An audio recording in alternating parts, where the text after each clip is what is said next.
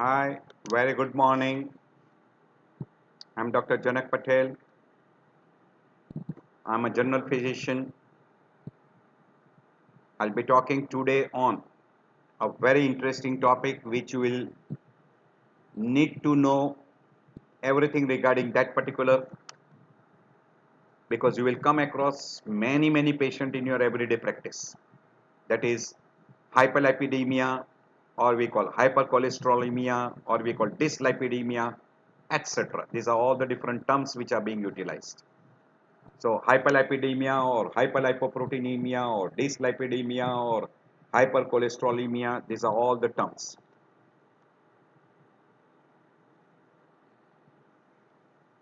And the most common thing what they will produce is atherosclerosis. And secondary to atherosclerosis, you will get cardiovascular disorders, you will come across hypertension, you will come across cerebrovascular stroke, peripheral arterial disease, and lot of other conditions. And we'll be talking regarding even some of the guidelines. So we'll be talking on management, drugs, guidelines, and what is the future for management of hyperlipidemia. So first we are talking little bit regarding what are lipids, what are the different types of disorders, what are the etiology, etc. We'll be talking in short so that you can understand and what to do. So hyperlipidemia means elevation of lipids. So hyperlipidemia means presence of elevation or abnormal level of lipids. Where? In blood. So that we call it the emia means blood. Lipid in blood, hyper, elevation. So abnormal level of lipids in blood we call it hyperlipidemia. If lipoproteins are elevated, we call lipoproteinemia. And if one is abnormal, other are normal, then we commonly use the word dyslipidemia. Depending upon what is abnormal accordingly. Presence of abnormal level of blood of lipid and lipoprotein or diagnosis of using fasting lipoprotein profiles. So when you do a fasting lipoproteins, if you get abnormal levels, you call that as dyslipidemia.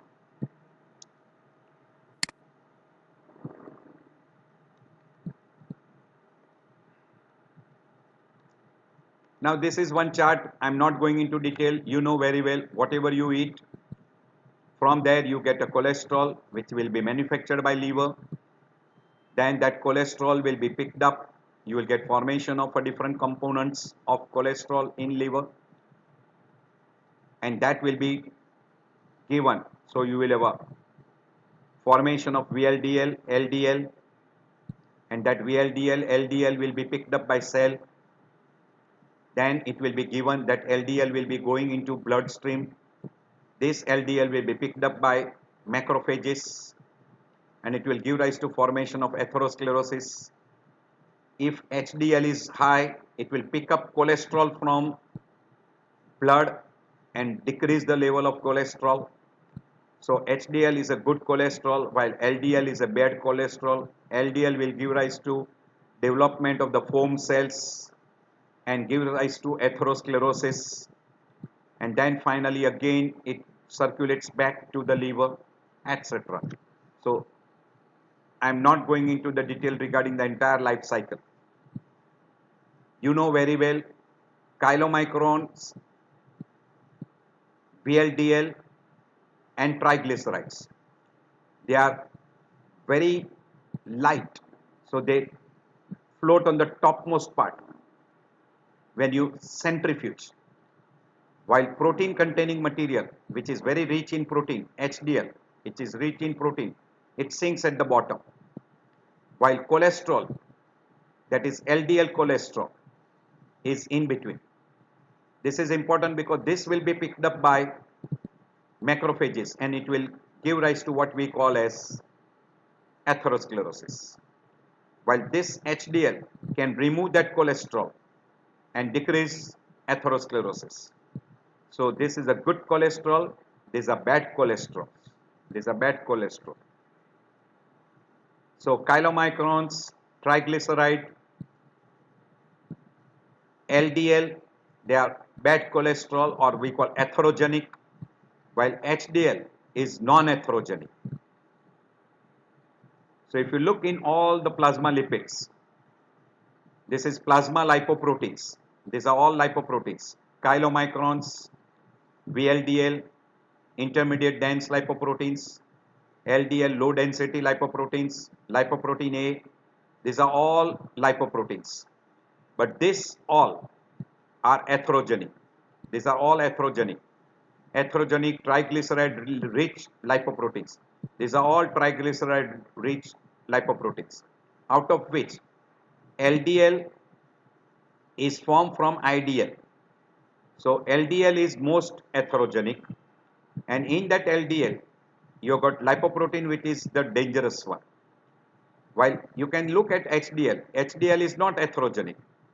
So these are all called, this is HDL, which is non-atherogenic. So these are the rest material which we call as atherogenic lipoproteins. So VLDL, IDL, LDL and lipoprotein A, all these are atherogenic lipoproteins. You can see here LDL, VLDL, IDL, LDL and lipoprotein A. These are all atherogenic, while this is non-atherogenic, or this is a favorable, which decreases the atherogenicity. So this is called good cholesterol. These are all called bad cholesterol. These are atherogenic. Or you can call non-HDL cholesterol. This is HDL, it is good cholesterol, while this we call as LDL, which is a bad cholesterol. Now this is VLDL, which is with triglyceride level high, and that becomes ugly. It is also a bad cholesterol, but bad than even LDL. And this is worst, we call lipoprotein A. It is called deadly cholesterol, where it is very rich in cholesterol, and it is having what we call as a lipoprotein A, that is very, very bad cholesterol. Now if you look at the levels, different levels of lipids in blood, this should be ideal. We always remember TC, or we call total cholesterol, should be less than 200, triglycerides should be less than 150, HDL should be more than 50, and LDL should be less than 100. So we always say 200, 150, 150. So 200 is cholesterol, 150 is triglyceride, LDL is 100 and HDL is 50. So this should be the level. If this level is not maintained, then you start getting a risk. So if TC is between 200 to 240, we call as a borderline high risk. More than 240 we call as a high risk.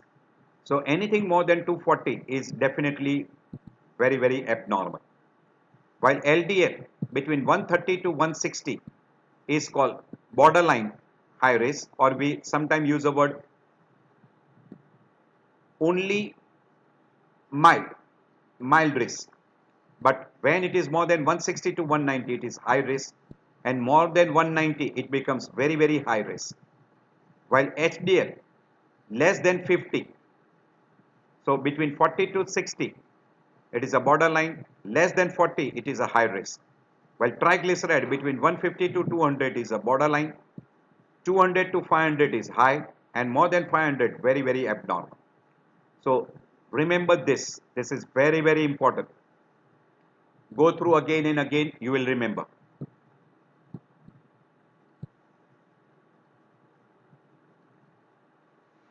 Suppose you're not done of fasting lipids.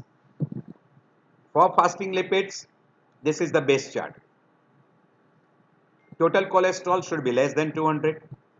Triglyceride should be less than 150. LDL should be less than 100. So 200, 150, 100. And we usually say HDL should be more than 50. So 200, 150, 100 and 50. Okay. So this is on fasting. But suppose you are not done on fasting, then you can utilize one criteria, what we call as a non-HDL cholesterol. Even in fasting also you should calculate non-HDL cholesterol. What is non-HDL? Means all other lipoproteins other than HDL. So total of non-HDL plus HDL becomes total cholesterol. So if you want to calculate that non-HDL, you will have to deduct that from total cholesterol. From TC minus HDL becomes non-HDL. So normally if we consider TC to be 200 and HDL to be 50, so this will come around 150. So the range is between 130 to 180 that we consider as normal. So ideally it should be less than 130. Anytime non-HDL should be less than 130. If it is more than 200, it is a high risk. But if it is less than 130, it is good. You have to bring down this 130 to even less than 100. If you bring it down to less than 100, we call very good.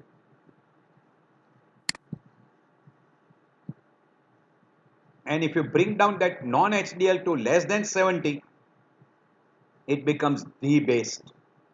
And as soon as you bring it down to less than 100, you start getting reversal of atherosclerosis over a period of time.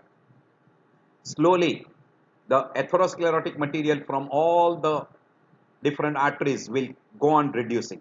If you bring down non-HDL less than 70. So remember this. So less non-HDL means decrease in LDL, decrease in VLDL, which is a part of triglyceride, or you decrease in lipoprotein A, IDL, intermediate dense lipoprotein. All this together becomes non-HDL. So you bring it down, all this, these are all atherogenic.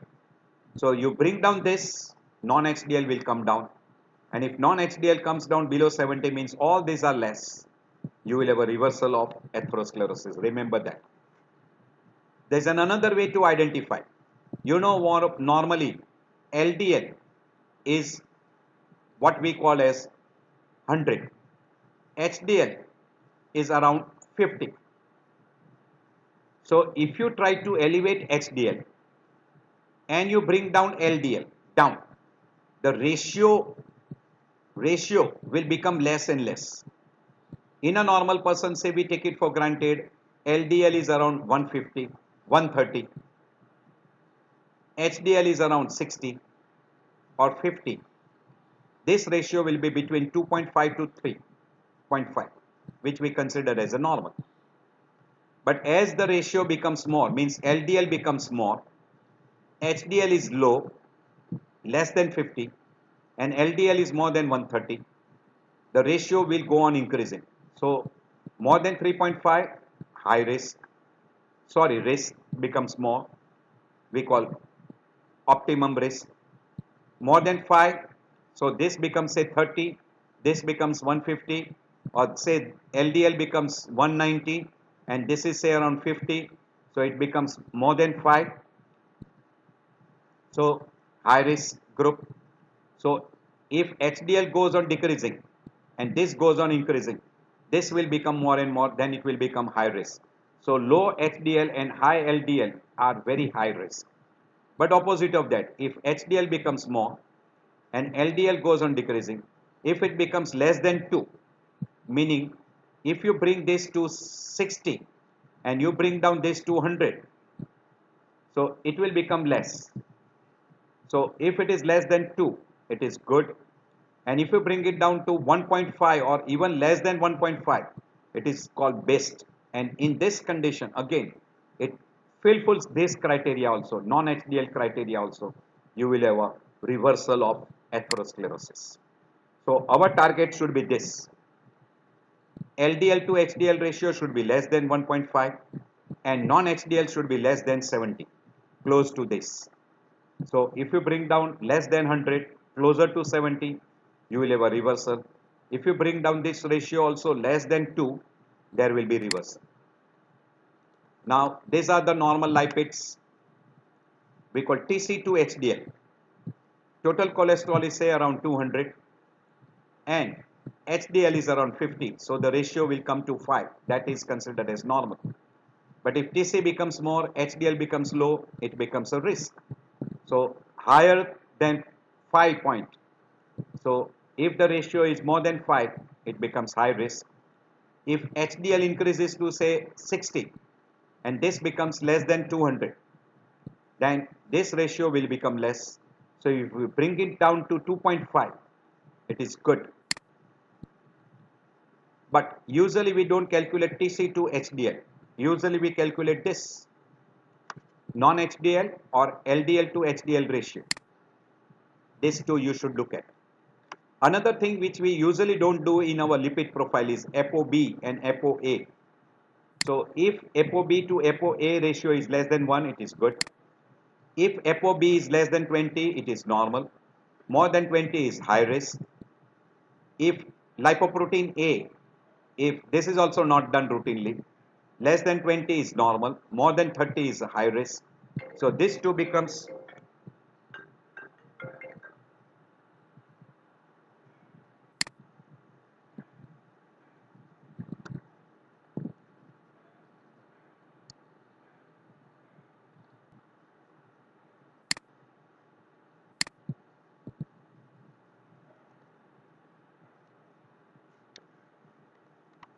so we have done this particular part. Sorry for the interruption.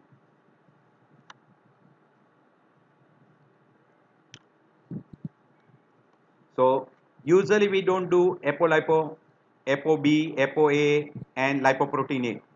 Yes, some of the laboratory are doing all these tests. Ideally, if it is possible and affording group, you should do it.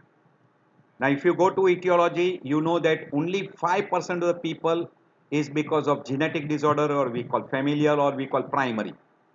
Meaning, because of some genetic defect, their lipids are abnormal. But 95% of the time it is because of secondary. And you have to search for this particular group because this is a major group. In primary, there are different types, type 1 to type 5. Type 1 is high TG, type 2A is cholesterol elevation, type 2B is cholesterol with triglyceride, type 3 is cholesterol with TG, and also along with IDL elevation.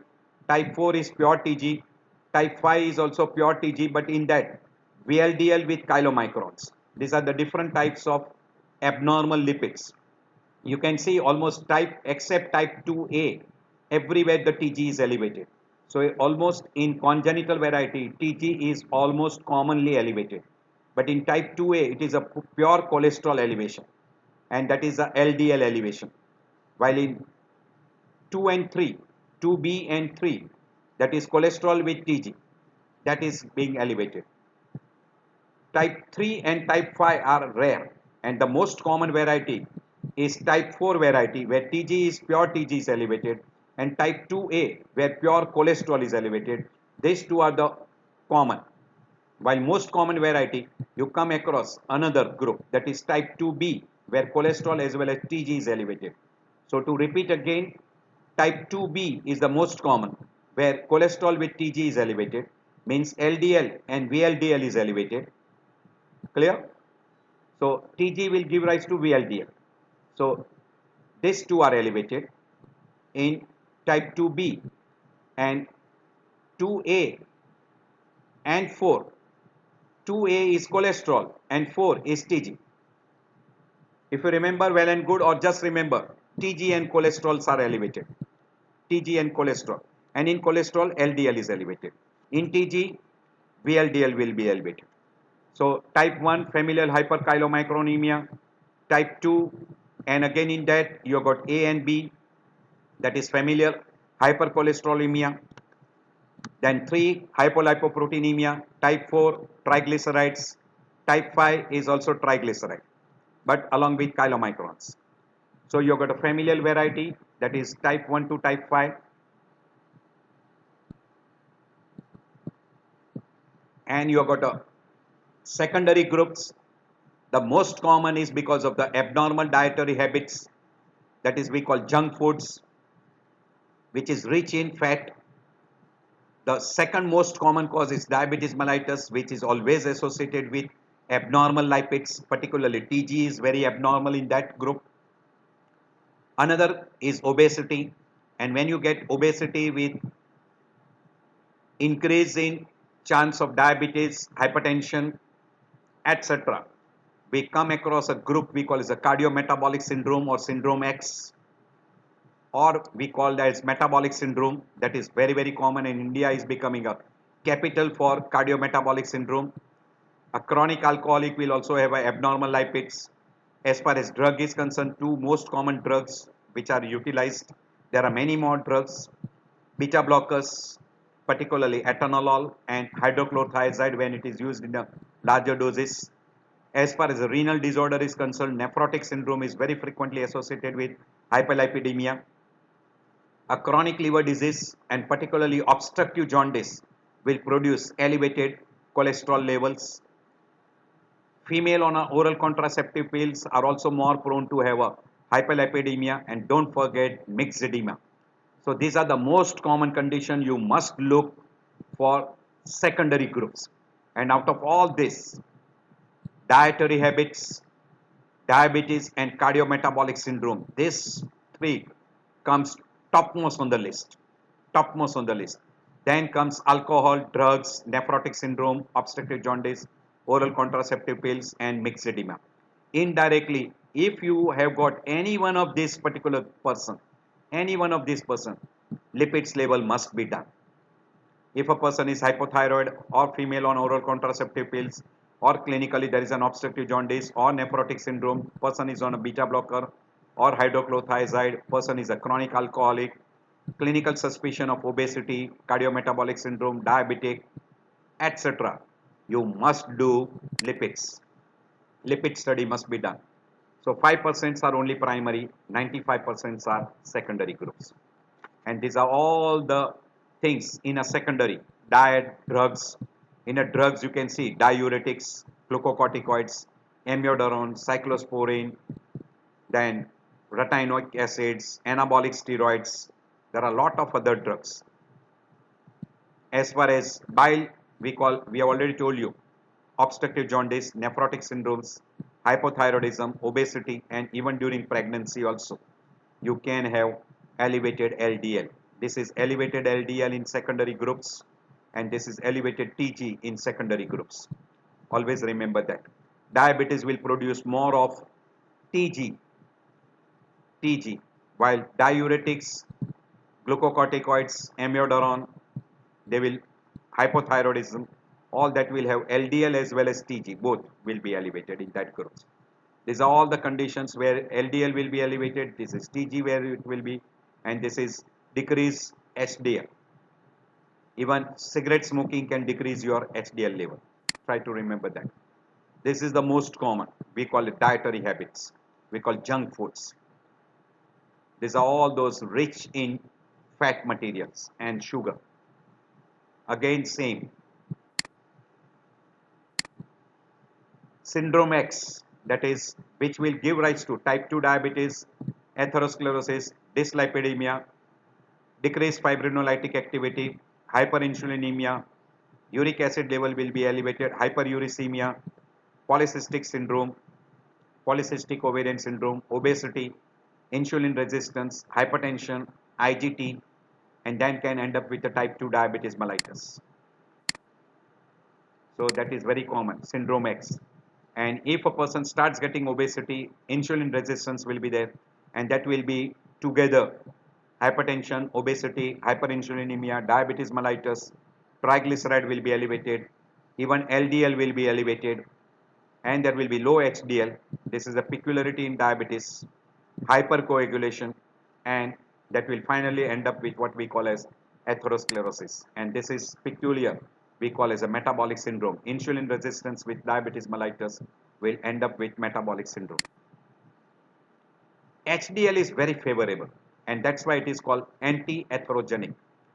Apart from anti-atherogenic, there are a lot of other activity also.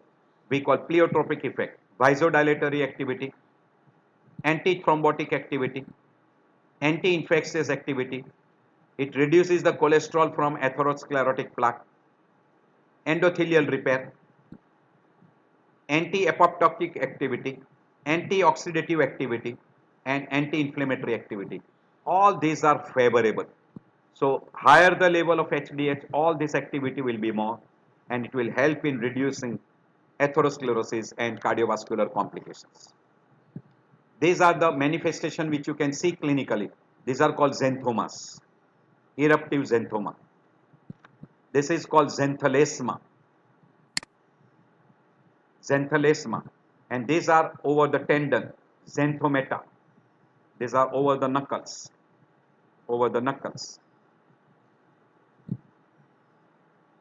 These are all xanthomas, different types of. This is xanthelasma, and these are a very severe variety of xanthomas. So you can get xanthelasma, and you can see this white line. This is called arcus sinalis or corneal arcus. You can see very clearly whenever you see the face of Amitabh Bachchan in any TV or movie. You have a close look at the eye. You will see this arcus sinalis very clearly. This will give rise to what we call as atherosclerosis, and it will give rise to occlusion of the arteries, different arteries. You can see this deposition of material below the skin. We call xanthomas. So these are all the things. These are xanthelasma, arcus sinalis. Then you can get obstruction of the different vessels, and you can get xanthomas, tendon xanthomas. So all those can be seen. And if you look in the retina also, you can get atheromatous changes in retina. And in blood, you can have a lipemic blood. It is called lipemic blood. It will be typical, very, very typical. And you can see the deposition in the skin also. We call xanthomas. Those are all different. And it will end up with different plaques formation, then involvement of the different arteries. And finally, a plaque rupture can give rise to acute coronary syndrome, which consists of unstable angina, STEMI, non-STEMI. You can get destruction of the wall, arterial wall, gives rise to aneurysm, and complications secondary to aneurysm like rupture, dissection, etc. It can produce effect on heart like increase in LVH, hypertension, congestive heart failure, and sometimes even an acute myocardial infarction can end up in a death. As far as the cerebrovascular arteries are concerned, stroke, and peripheral artery is concerned, you can get critical leg ischemia secondary to peripheral arterial disease, and even the retinal blood vessels can be also involved. So these are all the different vessels which can be involved and gives rise to different disorders secondary to atherosclerosis. Don't forget, high TG level can also involve pancreas, and that can be primary or can be secondary. Primary, we have already told you that you can have a type 4 which can produce primary hypertriglyceridemia, or secondary very commonly because of uncontrolled diabetes mellitus, severe uncontrolled diabetes mellitus, very, very common. Obstructive jaundice, that can be also another common. So try to remember some of those conditions which produces excessive triglyceride, and that can produce what we call as acute pancreatitis. So this is that presentation. Now, as far as investigation is concerned, one, history and examination which can show you xanthomas. Person can have an abdominal pain because of involvement of the pancreas, acute pancreatitis. Person will have a weight gain because of obesity. Person can be diabetic, uncontrolled diabetes on oral contraceptive pills, beta blockers, hydrochlorothiazides, chronic alcoholic. Person can be hypertensive, or he can have an obstructive jaundice or nephrotic syndromes, obesity, cardiometabolic syndrome. Look for this on a clinical ground. This gives you lot of ideas, most common condition which gives rise to abnormal lipids. Then do a fasting lipids, look for TG, TC, LDL, HDL, whether they are normal, abnormal, whether they are normal risk, high risk. To rule out diabetes, you will have to go for oral glucose tolerance test. Also, you can do fasting, postprandial, and HbA1c.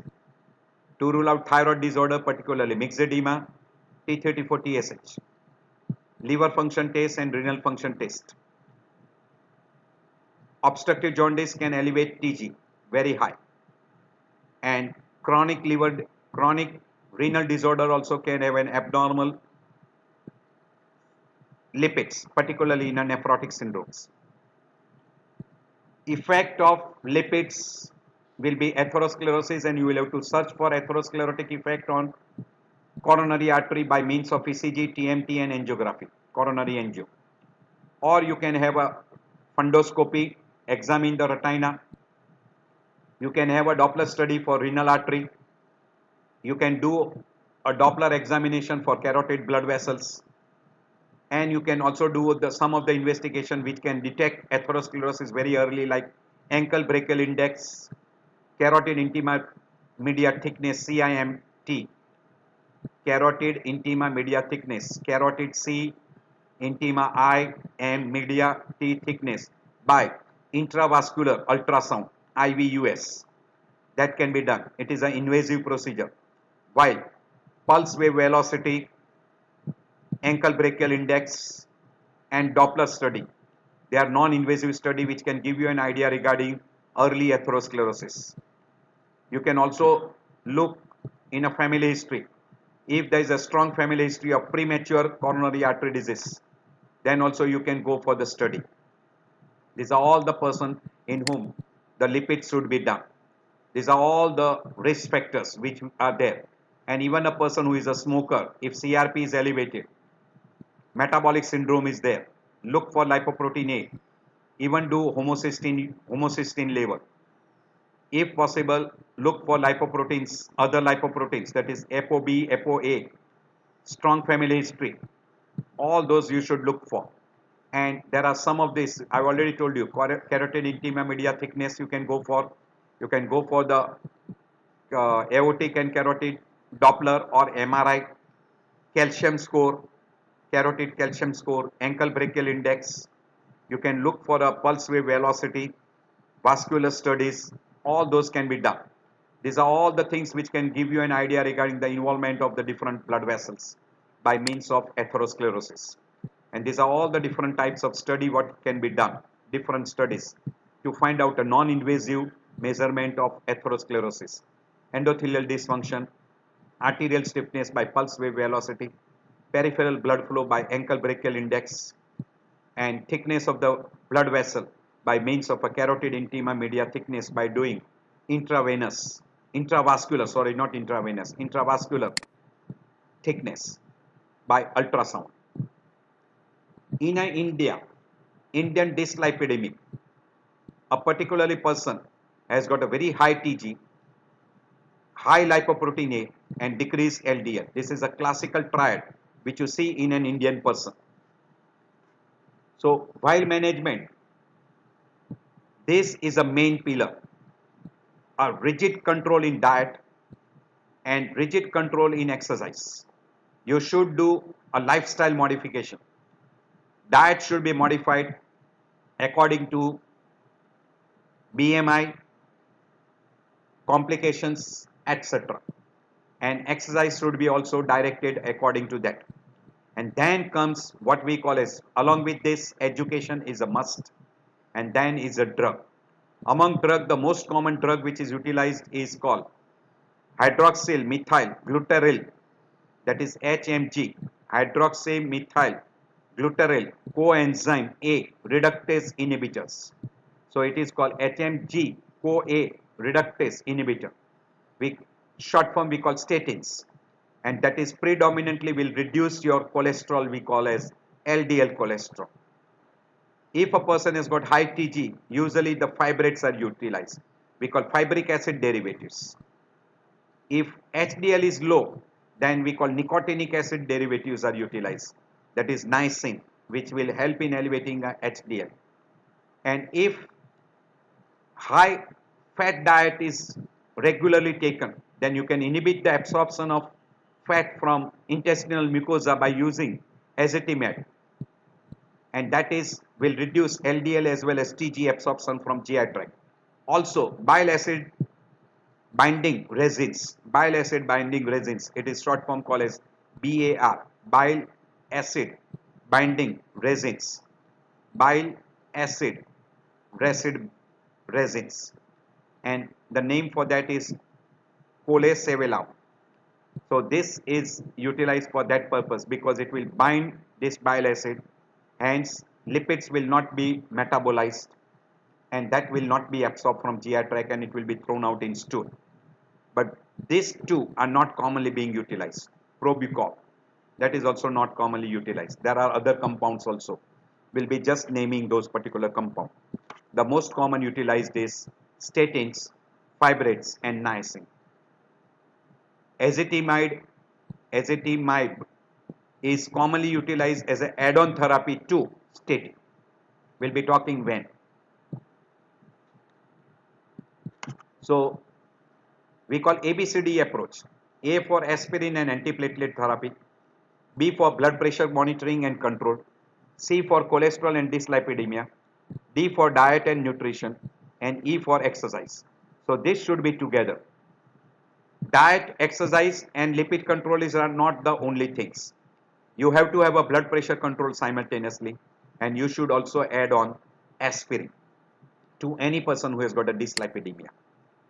So diet, exercise, and drug therapy are the three main pillars, along with what we call as education.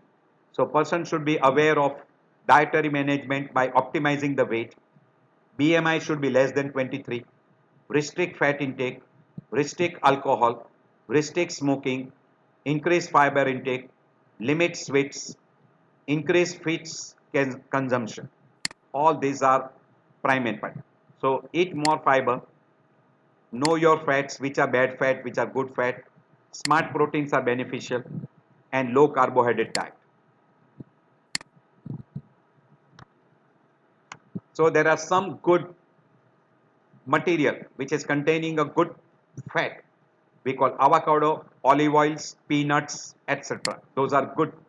There are some non-vegetarian material which are called smart proteins. Low carbohydrate diets are also beneficial. This is a chart which is showing you a total lifestyle modification dietary recommendation. What should be a fat content? What should be the fiber content? What should be the protein content? And what should be the total calorie? In short, we always say, reduce your calorie, increase protein, low fat, low carbohydrate, high fiber diet. And in a fat, it should be containing more amount of monosaturated fatty rather than polysaturated and polysaturated fatty acids.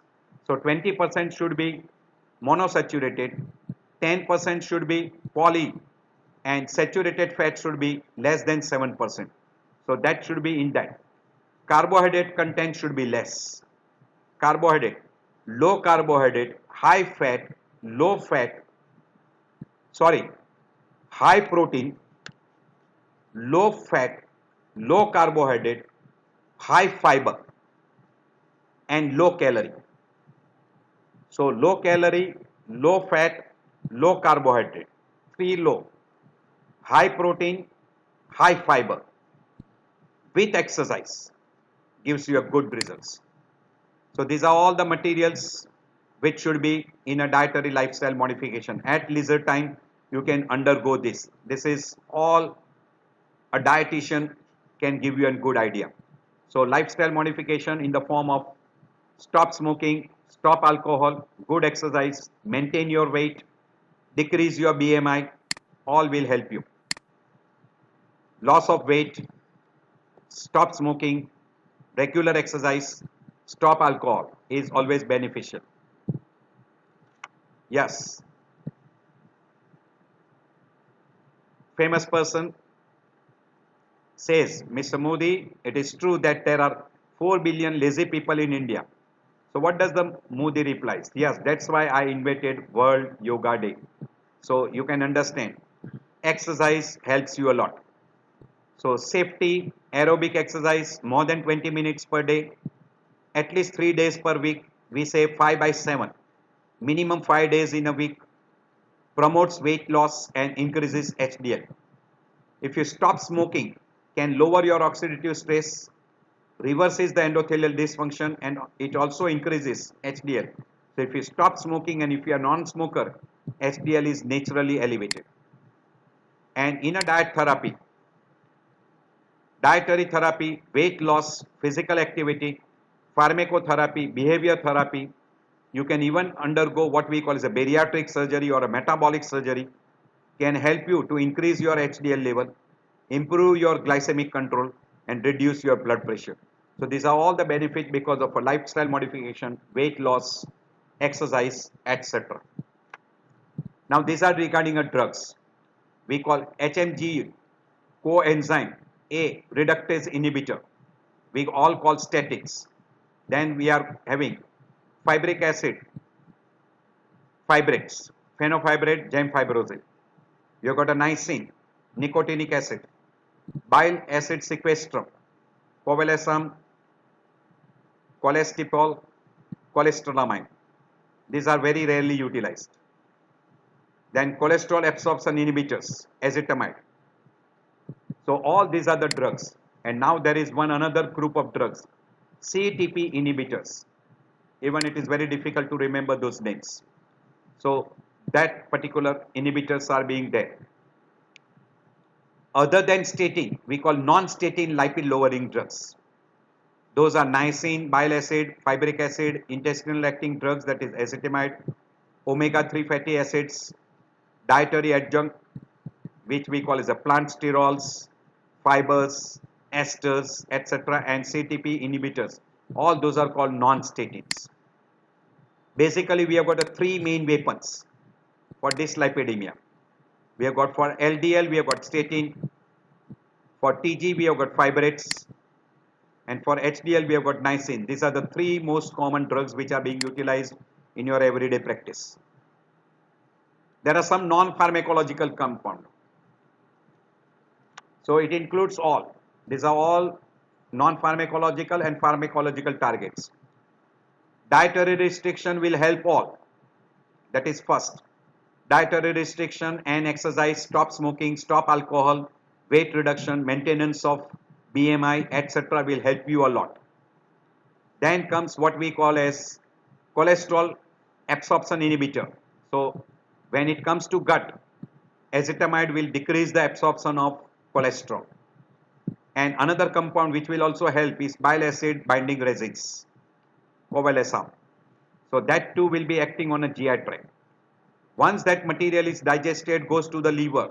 In liver, statin will be acting.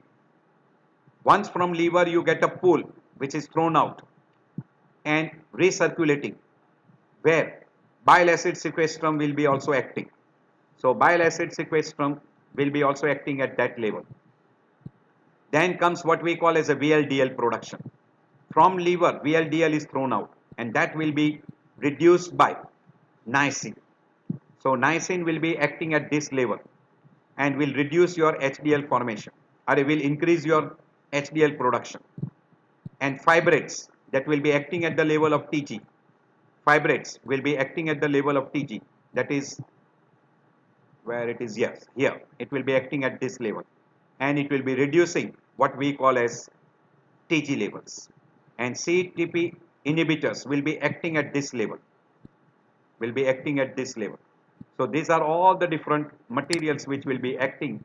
This is 1, this is 2, this is 3, bile acid sequestrum. In liver, statin will be acting at VLDL level, niacin will be acting, TG level, we call fibrates will be acting, and this is CETP inhibitors. So in liver cell, what will be the first drug which will be acting will be statin. Statin will be acting while acting on this particular inhibitors. This is an enzyme which will convert into cholesterol. So cholesterol formation will be reduced. Absorption from the gut will be reduced by ezetimibe because it will block at this level absorption, and all will be thrown out. While niacin will block this. Cholesterol is thrown out into blood after production in hepatocyte.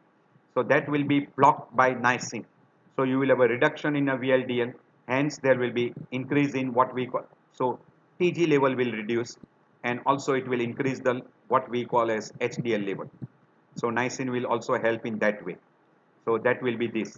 So LDL conversion this into VLDL. This particular will be blocked by niacin, and resins this enterohepatic circulation. will be also blocked. So that will be blocked by resins. So uptake of those fat which are secreted by liver will be blocked. So that will be thrown out. So these are the four main drugs which we utilize: statins, ezetimibe, bile acid sequestrum, and niacin. This is 1, this is 2, this is 3, and these are 4. These are the four main drugs which we utilize. So I'm skipping over this. This is 1, this is 2, then whatever is released here, you will have a drug which is acting at this level will be niacin, will be acting at this particular level. So this will be a third drug, and bile sequestrum will be acting here. Bile acid 1, 2. So now we are going one by one drug. So statins. What does a statin do? Statin will reduce LDL almost by up to 50%. So if a full dose is given, it can reduce up to 55%. It can reduce TG up to 30%. So along with LDL, TG is also reduced. And it elevates HDL by a very small amount. Maximum is 15%. So HDL is not much affected by statin. So there is a gross reduction in LDL, relatively reduction in TG, and slight elevation of HDL. But there are some side effects. One, myopathy. So this is one of the major side effects what can happen when statins are given in a larger doses. So person will start complaining of muscle pain, muscle cramps, tender muscles, etc. And if CPK level is elevated 10 times the original, stop statins. And whenever it is combined with ezetimibe, or if it is combined with what we call as Fibrex, myopathy incidence becomes more. So whenever you combine with those two compounds, always take care of muscle. Also, it is acting on liver and it is having a high chance of producing hepatotoxicity. So whenever you are giving a statin, always keep a watch on liver enzymes. If liver enzymes levels are elevated, it becomes 2 times, 3 times, 4 times the original value. So normal say SGPT is 40. So if it becomes more than 100, 150, then you have to consider statin should be stopped. So do consider these two complications are very common. One of the another contraindication, ideally it is not a complication, we call contraindication in a pregnant lady. If person who is already on statin, you should switch over from statin to another compound or stop statins because there are lot of side effects on fetus. So it is contraindicated in liver disease during pregnancy, and relative contraindication because statin can have interaction with lot of drugs which are acting via liver. So you have to take a caution of certain drugs which are having interaction with statins. So do keep that thing in mind. Because it reduces good amount of LDL and TG, it has got a beneficial effect on all conditions which are secondary due to hyperlipidemia. So all these are the conditions we call it will help in atherosclerosis, reduction in atherosclerosis, sorry.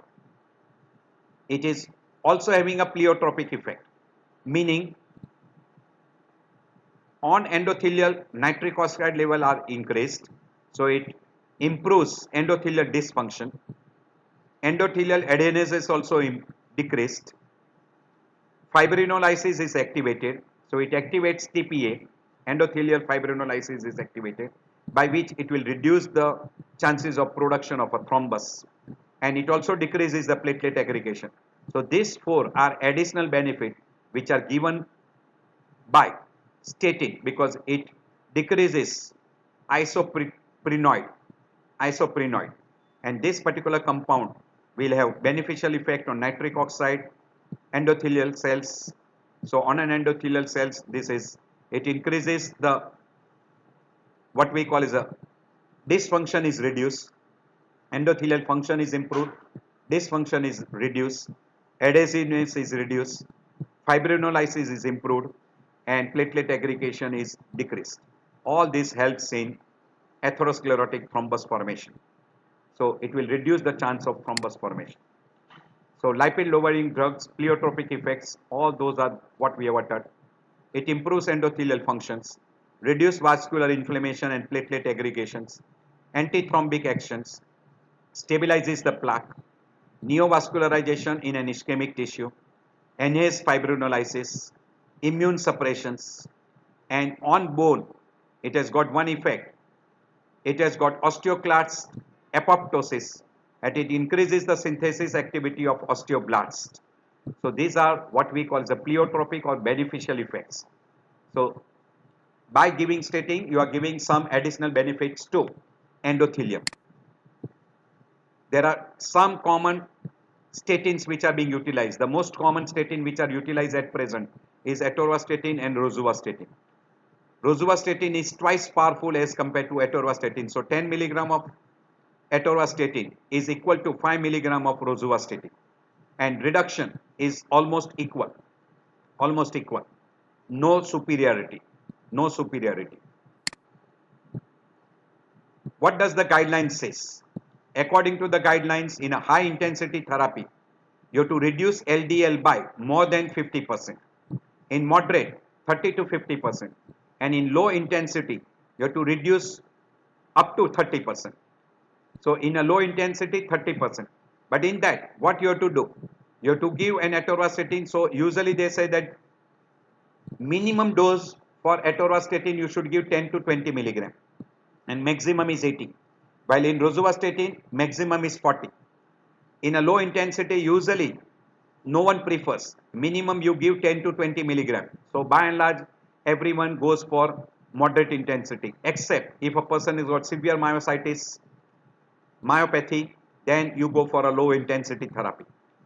While you can see in these are the others. Out of this, pitvastatin is one of the drug which can be utilized in case of a chronic renal disease in CKD. While in CKD, you will have to reduce the dose of atorvastatin as well as rosuvastatin. So in a CKD, by and large, they say that it should not be atorvastatin. Adjustment of the dose, ideally you don't require unless the GFR is less than 50. So atorvastatin is good, and I think this pravastatin. So atorvastatin and pravastatin are the best drug for CKD. While in a case of a rosuvastatin, you will have to reduce the dose if the GFR becomes less than 50. We usually say that in stage 3, more than 3, that is stage 4 and 5, you have to reduce the dose. So you should come down to 5 milligram. It should not be more than 10. So try to remember that. So again repeating, atorvastatin and pravastatin are the drug of choice in case of CKD, because usually you don't require the adjustment of the dose in atorvastatin. While in a rosuvastatin in a CKD, you will have to cut down the dose.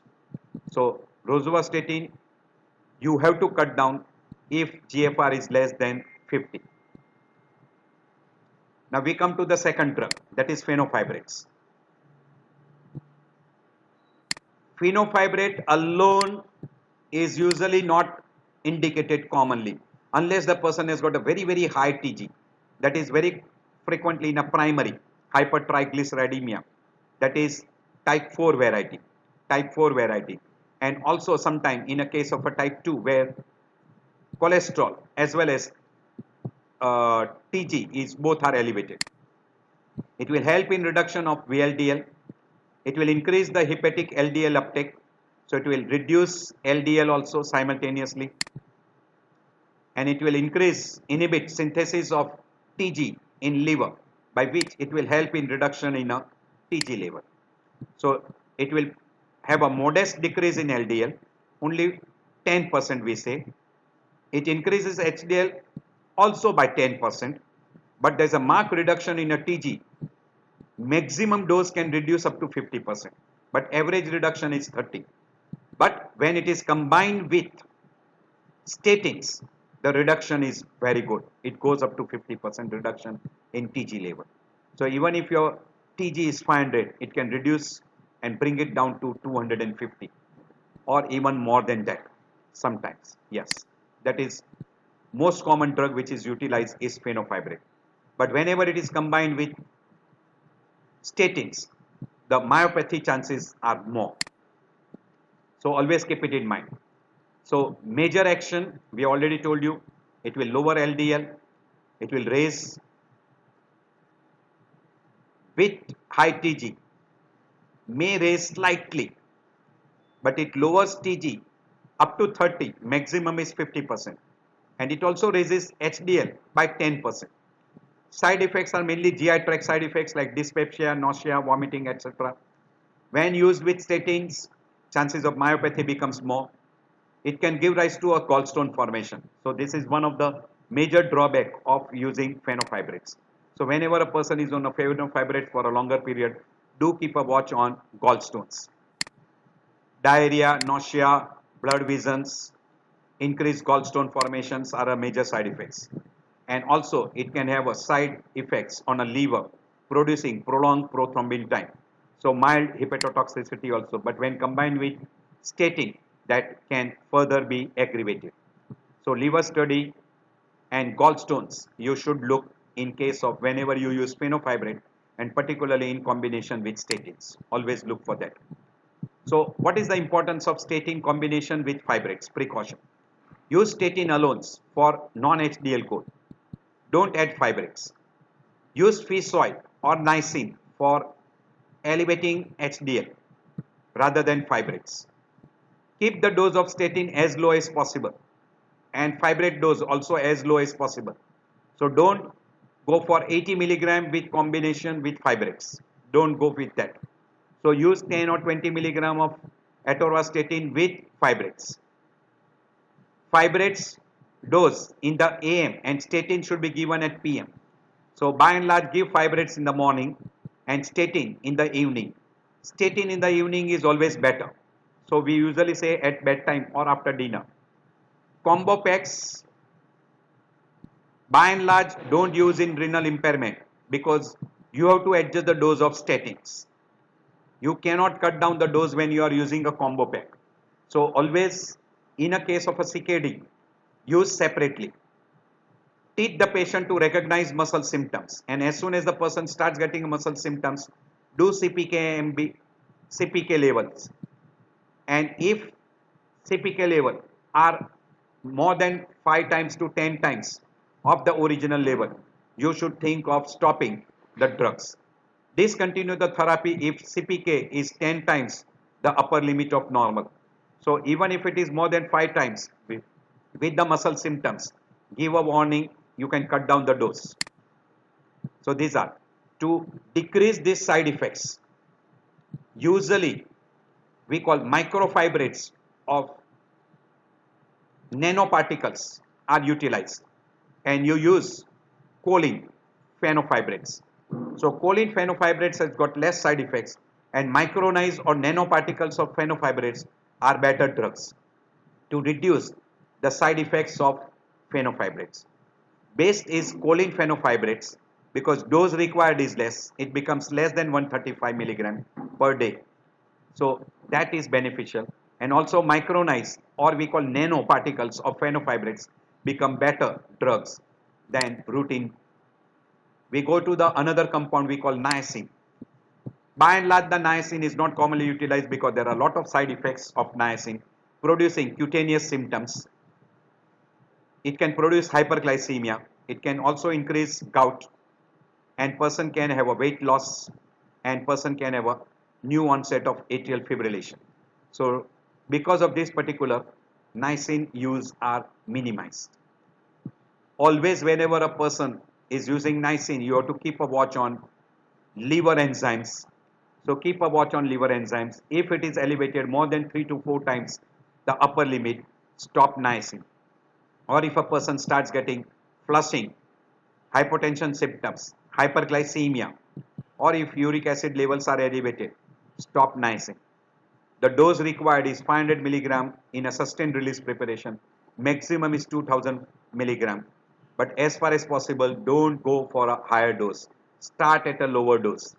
And take niacin with a food or with aspirin. Try to take with that. So niacin is always taken with food to decrease flushing, etc. it will decrease LDL by 10%. It will increase HDL by not more than 35%. So it is not a good drug to elevate HDL, but it can elevate maximum up to 35 when it is given in 2000 milligram. But with 2000 milligram, lot of side effects. Hence, niacin is very not commonly utilized. It can decrease TG by a good amount. So TG with HDL elevation, it can help you. If you add along with statins, etc. So it can increase TG, decrease TG up to 50%. So when niacin is combined with fenofibrate, it can help you out. And niacin blocks in hepatic cells at the level of VLDL, and by that it decreases the level of TG. Also, it decreases the level of VLDL. So it will decrease LDL, it will increase HDL, and it will decrease TG levels. So it has got effect on all those. Bile acid sequestrum, not of much use. It reduces LDL by 15 to 30%. It raises HDL negligible, but it increases TG. So because of this particular reason, this is almost not commonly utilized and cannot be utilized separately if a person who has already got TG level high. And it is acting by blocking bile acids in GI tract, which blocks enterohepatic circulation. And that is how the fatty materials will be thrown out in stool. Side effects, GI side effects are very common, like GI distress, that is dyspepsia, nausea, vomiting, bloating sensations, and it also decreases the absorption of other drugs, particularly fat soluble vitamins can be hampered. It can give rise to elevation of TG, that is very common side effects, and it can also give rise to beta lipoproteinemias, and these two are the major drawbacks, and hence it becomes a contraindication for use of bile acid sequestrum, what we call as a Covalesca.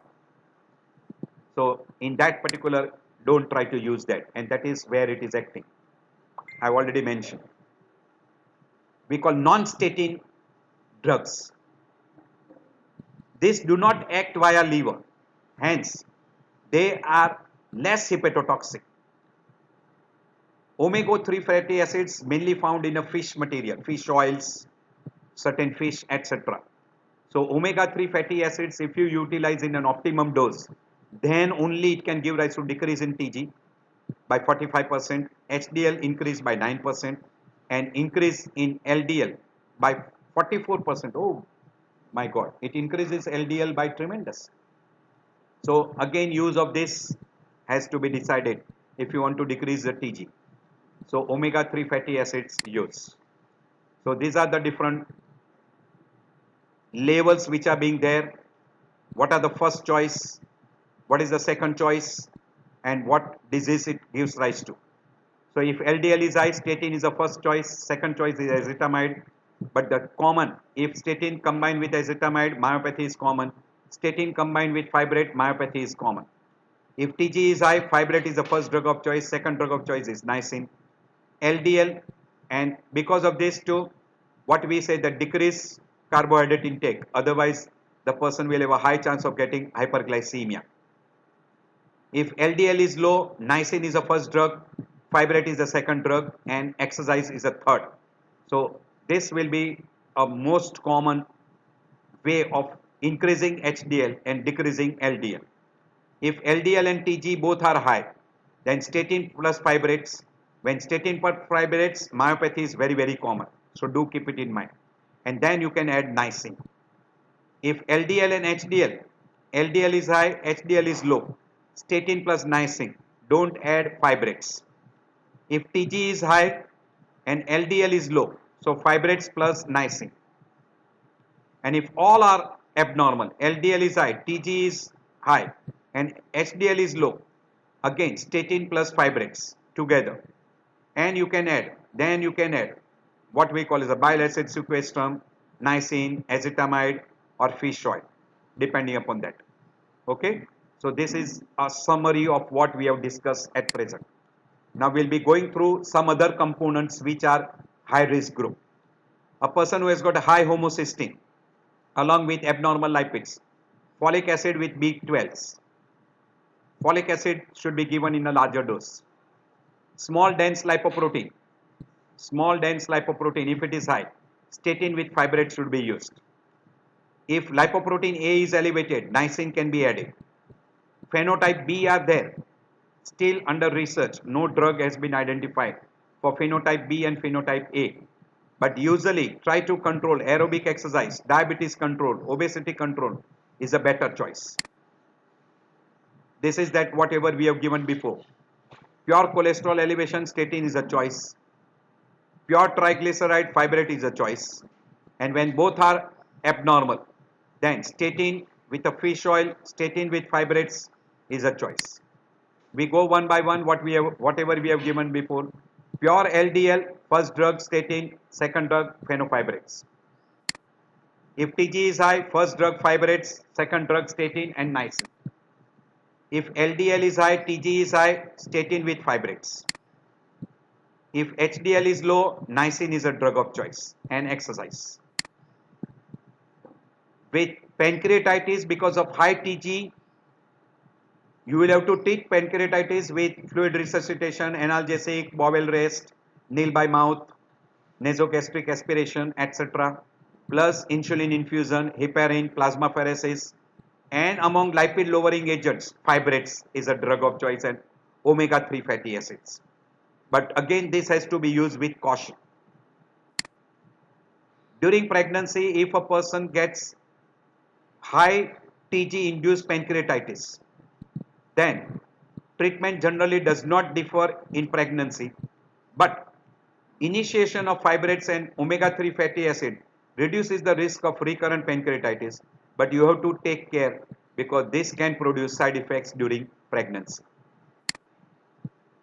Complications of pancreatitis can be, along with that, in a preeclampsia, HELLP syndromes. So do keep it in mind. You can come across during pregnancy high TG induced pancreatitis and HELLP syndromes. Now newer drugs, what we call as CETP inhibitors, those particular drugs are very commonly nowadays utilized. If you don't get control by statins, by fenofibrates, or by adding niacin, etc., then you go for CETP inhibitors. There is another group of drug which has come, we call as a PCSK9 compounds.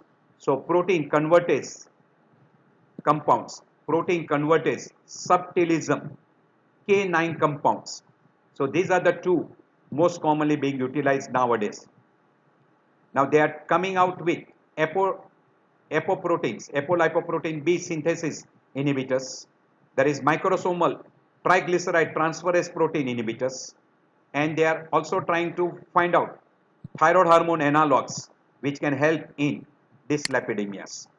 So this is CETP inhibitors which will block conversion of what we call as a free cholesterol in an extrahepatic circulation into LDL and VLDL. So it will block that particular level. These are the compounds. This is what we call as different types of microsomal transferase protein inhibitors, which is called Juxtapid. This is PCSK9 monoclonal antibodies, which are being of use, particularly if the person has got a very high LDL, which you cannot inhibit or we cannot bring it down to a expected level by statin therapies. So there are a lot of guidelines. Guidelines are there to guide you, but they always confuse you. So don't try to get confused by guidelines. There are many guidelines. There are Indian guidelines, etc. The most important part is this, what we call as diet control and exercise. So Indian are still Indian. So we are fond of going towards westernized people. So don't try to go to that. Find out the risk and decide regarding what should be the dose of statins. In a low risk, usually we go for 10 to 20 milligrams. In moderate risk, 20 to 40 milligram of atorvastatin, and in a very high risk, 80 milligrams. So these are the people you try to identify in a very high risk, major risk, high risk group, moderate risk group, etc. Try to identify them and accordingly decide. And you can use this, what we call as a different apes are available to find out atherosclerotic cardiovascular risk in 10 years. So try to identify that.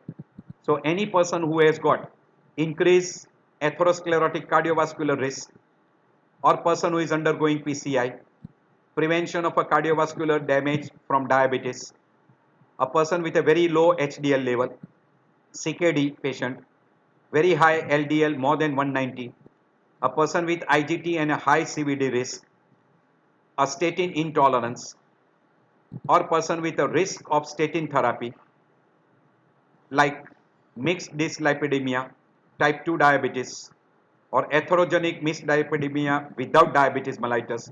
In all these conditions, you can add the other drugs also.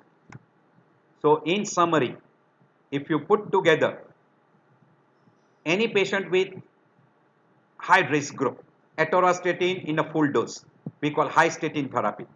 Undergoing PCI, high statin therapy, you can use atorvastatin with rosuvastatin. In prevention of a cardiovascular risk in a diabetes, atorvastatin is a drug of choice. With low HDL, pitavastatin and rosuvastatin. In CKD, atorvastatin and pitavastatin. This is most important. Remember, in CKD, these are the two main drugs. With a very high LDL, rosuvastatin is a still drug of choice. In a IGT with a high CVD risk, pitavastatin. Statin intolerance, you can switch from atorvastatin or rosuvastatin to pitavastatins. And in atherogenic mixed dyslipidemia, statin with saroglitazars or without diabetes, fenofibrates. So these are the things. If you look properly, atorvastatin comes almost in majority of the things, except rosuvastatin is a drug which is believed to be little more powerful as compared to atorvastatin as far as LDL is concerned. As far as LDL is concerned. LDL is concerned. And in case of a HDL elevation, it is little more superior as compared to atorvastatin. While in a case of a CKD, rosuvastatin is contraindicated. You should not use rosuvastatin in CKD. So this is the main slide you should try to remember. These are all those what we call as a different guidelines which are being given. At your leisure time you can undergo. This is for primary prevention if the age is between 0 to 19, between 20 to 39 and more than 40 up to 75. So these are the three groups they have divided: low risk, borderline risk, intermediate risk and very high risk. What you do, that is all given in detail. I don't go into that particular. This is in secondary prevention, means already person has got some damage. So you divide into two main groups: very high risk groups with atherosclerotic cardiovascular, and atherosclerotic cardiovascular with not at very high risk group. And then you have further divided into age less than 75, age more than 75, and depending upon that the guidelines are given. We usually follow these guidelines. So if any person who has got a clinical high risk and age more than 21 and person has got atherosclerotic cardiovascular risk more, then straightforward, if it is age is less than 75, then you go for a high statin therapy. If age is more than 75, you go for a moderate therapy. If LDL is more than 190, you go straightforward, you go for a high statin therapy. And if LDL is not high, but he is diabetic, is type 1 or type 2, and age is more than 40, but less than 75. If answer is yes, moderate statin therapy. And if there is an estimated, along with this, if there is an estimated risk of atherosclerotic cardiovascular more than 10, more than 7.5, so not 10, 10 is converted into 7.5, 10 years risk more than 7.5, give high statin therapy. If there is only estimated risk for 10 years is less than 7.5, then you can go for what we call as a moderate to high initial statin therapy. So this is the common chart which is being followed nowadays, and this was published in 2013 and still it is being approved, and even 2019 also we call 4 statin based benefit groups. This is 1, this is 2, this is 3, and this is 4th group. So you go for that 4th group. This is first group, this is second group, this is third group, this is first, this is enlarged picture. This is first, second group, third group, moderate intensity, high intensity when you give, and this is the 4th group which comes, which is we call as a with diabetes with low LDL, and then if the person has got atherosclerotic risk, depending upon that you decide. So these are those 4 groups. Clear? Go through that at your leisure time. Now if person is not benefited by statin therapy, then you can add what we call as PCSK9 inhibitors, or you can go for CTEP inhibitors. So depending upon that, so you can use PCSK9 inhibitors or CTEP inhibitors. So that you can go for. There is another therapy which is commonly done is called lipid apheresis. Not being very successful, it is like a plasma dialysis. Biodialysis, you remove certain components. Here, what you are removing is a bad cholesterol. You try to remove a bad cholesterol and preserve a good cholesterol, but not successful. They are trying to identify giving HDL, because by giving an HDL you can remove a cholesterol, but the trial has not proven a good results. So this particular compound HDL raising trial was being done and has not proven to be of any good benefits. They are going for lipid based vaccines, so which can increase the HDL and decrease LDL level. These are all the things which are being tried, still not beneficial.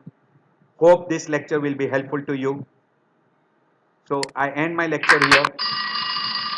You should decide whether you want to give a low intensity, medium intensity, or a high intensity therapy, depending upon those 4 groups. Take precaution when you are using statin with fenofibrate, statin with ezetimibe of myopathy and hepatotoxicity. Keep a watch on that. Always use an adequate dose. Have a regular checkup for lipids at a regular intervals. All those are beneficial. So I end my lecture here. We'll see you.